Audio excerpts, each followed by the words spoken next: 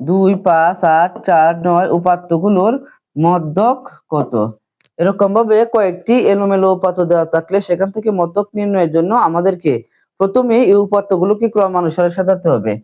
এখানে ক্রমানুসারে যদি সাজাই 2, 4, 5, 8, 9 এই ক্রমানুসারে সাজানোর পর দেখতে হবে এখানে বেজোড় পরিমাণ সংখ্যা আছে আর জোড় পরিমাণ 1টা 2টা 3টা 4টা 5টা সংখ্যা আছে। 5টা যদি বেজোড় পরিমাণ সংখ্যা থাকে সেক্ষেত্রে আমরা সংখ্যাগুলোকে দুইটা ভাগে ভাগ করে দিব।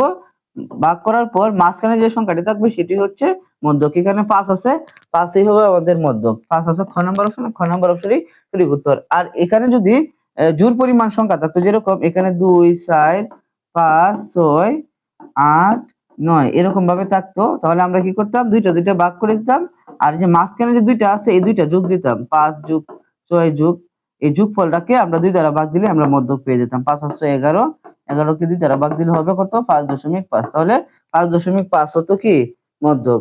আশা করি সবাই বুঝতে পেরেছো।